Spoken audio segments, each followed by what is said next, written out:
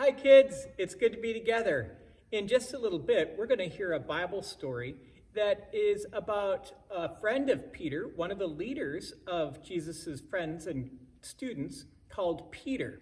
Now, he wasn't always called Peter. He was at first called Simon. But then in this story, you're going to hear Jesus give Simon a new name, Peter. Peter means rocky or rock. In the ancient Greek. And so it's kind of like a nickname.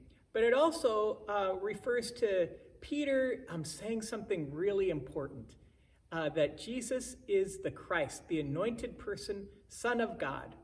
And because Peter, or Simon, said that, he gets this new name called the Rock. But Jesus continues on in the story and says that because of this rock of faith, that Jesus is going to give Peter and the rest of the disciples the keys to the kingdom of heaven. So I got my keys here. So you can think, what are keys for? Well, they help unlock the church door. They help me unlock my house. And they also help me get in my car and drive my car. But in the gospel text that we're going to hear, Jesus says the keys to the kingdom of heaven are used to bind things or to let things go free, to loose them. And what Jesus is talking about is about forgiveness, that the key to the kingdom of heaven is our forgiving one another and God's forgiveness of us. So remember that as you hear the story of Jesus and Peter and the keys of the kingdom of heaven. And then after that story, I'm going to share a story about forgiveness called Enemy Pie. The Holy Gospel according to Matthew. Now when Jesus came into the district of Caesarea Philippi, he asked his disciples, "Who do people say that the Son of Man is?" And they said, "Some say John the Baptist, but others Elijah, and still others Jeremiah or one of the prophets." Jesus said to them, "But who do you say that I am?" Simon Peter answered, "You are the Messiah, the Son of the living God." And Jesus answered him, "Blessed are you, Simon, son of Jonah, for flesh and blood has not revealed this to you, but my Father in heaven. And I tell you, you are Peter, and on this rock I will build my church, and the gates of Hades will not prevail against it.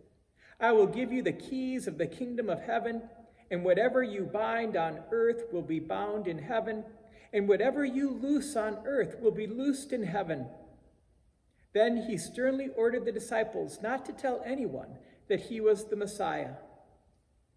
The Gospel of the Lord. All right, now we're going to read a book about forgiveness, and it's kind of surprising. I mean, even the title is surprising. Enemy Pie. It should have been a perfect summer. My dad helped me build a treehouse in our backyard. My sister was at camp for 3 whole weeks, and I was on the best baseball team in town. It should have been a perfect summer, but it wasn't. It was all good until Jeremy Ross moved into the neighborhood right next door to my best friend Stanley. I did not like Jeremy Ross. He laughed at me when he struck me out in a baseball game. He had a party on his trampoline, and I wasn't even invited. But my best friend Stanley was. Jeremy Ross was the one and only person on my enemy list. I never even had an enemy list until he moved into the neighborhood, but as soon as he came along, I needed one. I hung it up in my treehouse where Jeremy Ross was not allowed to go. Dad understood stuff like enemies. He told me that when he was my age, he had enemies too, but he knew a way to get rid of them. I asked him to tell me how. Tell you how? I'll show you how. And he pulled a really old recipe book off the kitchen shelf. Inside, there was a worn-out scrap of paper with faded writing. Dad held it up and squinted at it. "Enemy pie," he said. You may be wondering exactly what enemy pie is. I was wondering too. But Dad said the recipe was so secret he couldn't even tell me. I decided it must be magic. I begged him to tell me something, anything. I'll tell you this, he said. Enemy pie is the fastest known way to get rid of enemies. Now, of course, this got my mind working. What kinds of things, disgusting things, would I put into a pie for an enemy? I brought Dad some weeds from the garden, but he just shook his head. I brought him earthworms and rocks, but he didn't think he'd need those either. I gave him the gum I'd been chewing on all morning. He gave it right back to me. I went out to play alone. I shot baskets until the ball got stuck on the roof. I threw a boomerang that never came back to me. And all the while, I listened to the sounds of my dad chopping and stirring and blending the ingredients of enemy pie. This could be a great summer after all. Enemy pie was going to be awful. I tried to imagine how horrible it must smell, or worse yet, what it would look like. But when I was in the backyard looking for ladybugs, I smelled something really, really, really good. And as far as I could tell, it was coming from our kitchen. I was a bit confused. I went in to ask Dad what was wrong. Enemy pie shouldn't smell this good, but Dad was smart. If enemy pie smelled bad, your enemy would never eat it, he said. I could tell he'd made enemy pie before. The buzzer rang and Dad put on the oven mitts and pulled out the pie out of the oven. It looked like plain old pie. It looked good enough to eat. I was catching on. But still, I wasn't really sure how this enemy pie worked. What exactly did it do to the enemies? Maybe it made their hair fall out or their breath stinky. Maybe it made the bullies cry. I asked Dad, but he was no help. He wouldn't tell me a thing. But while the pie cooled, he filled me in on my job. He talked quietly. Now, there's one part of enemy pie that I can't do, said Dad. In order for it to work, you need to spend a day with your enemy. Even worse, you'll have to be nice to him. It's not easy, but that's the only way that enemy pie can work. Are you sure you want to go through with this? Of course I was. It sounded horrible. It was scary, but it was worth a try. All I had to do was spend one whole day with Jeremy Ross. Then he'd be out of my hair for the rest of my life. I rode my bike to his house and knocked on the door. When Jeremy opened the door, he seemed surprised. He stood at the other side of the screen door and looked at me, waiting for me to say something. I was nervous. Can you play? I asked.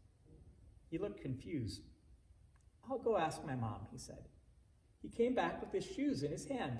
His mom walked around the corner to say hello. You boys stay out of trouble, she said, smiling. Well, we rode bikes for a while and played on the trampoline. Then we made some water balloons and threw them at the neighbors, but we missed. Jeremy's mom made us lunch, and after lunch we went over to my house. It was strange, but I was kind of having fun with my enemy. He almost seemed nice. But of course, I couldn't tell Dad that, since he had worked so hard to make this enemy pie. Jeremy Ross liked my basketball hoop. He said he wished he had a basketball hoop, but they didn't have room for one at his house. So I let him win a game, just to be nice. Jeremy Ross knew how to throw a boomerang. He threw it and it came right back to him. I threw it and it went over my house and into the backyard. When we climbed over the fence to find it, the first thing Jeremy noticed was my treehouse. My treehouse was my treehouse. I was the boss. If my sister wanted in, I didn't have to let her. If my dad wanted in, I didn't even have to let him. And if Jeremy wanted in, can we go in, he asked. I knew he was going to ask me that, but he was like the top person, the only person on my enemy list, and enemies aren't allowed in my treehouse. But he did teach me to throw a boomerang. and he did have me over for lunch, and he did let me play on his trampoline. He wasn't being a very good enemy. Okay, I said, but hold on. I climbed up ahead of him and tore the enemy list off the wall. I had a checkerboard and some cards in the treehouse, and we played games until my dad called us down for dinner. He pretended we didn't hear him, or we pretended we didn't hear him. And when he came out to get us, we tried to hide from him, but somehow he found us. Dad made us macaroni and cheese for dinner, my favorite. It was Jeremy's favorite too. Maybe Jeremy Ross wasn't so bad after all. I was beginning to think that maybe we should just forget about the enemy pie. But sure enough, after dinner, Dad brought out the pie. I watched as he cut the pie into 8 thick slices. Dad, I said, it sure is nice having a new friend in the neighborhood. I was trying to get his attention and trying to tell him that Jeremy Ross was no longer my enemy, but Dad only smiled and nodded. I think he thought I was just pretending. Dad dished up 3 plates side by side with big pieces of pie and giant scoops of ice cream. He passed one to me and one to Jeremy. Wow, said Jeremy, looking at the pie. My dad never makes pie like this. It was at this point that I panicked. I didn't want Jeremy to eat enemy pie. He was my friend. I couldn't let him eat it. Jeremy, I said, don't eat it. It's bad pie. I think it's poisonous or something. Jeremy's fork stopped before reaching his mouth. He crumpled his eyebrows and looked at me funny. I felt relieved. I had saved his life. I was a hero. Oh, it's not so bad, Jeremy asked. Then why has your dad already eaten half of it? I turned to look at my dad, and sure enough, he was eating enemy pie. Good stuff, he mumbled through a mouthful. And that was all he said. I sat there watching them eat enemy pie for a few seconds, and Dad was laughing. Jeremy was happily eating, and neither of them was losing any hair. It seemed safe enough, so I took a tiny taste. Enemy pie was delicious. After dessert, Jeremy rode his bike home, but not before inviting me over to play on his trampoline in the morning. He said he'd teach me how to flip. As for enemy pie, I still don't know how to make it.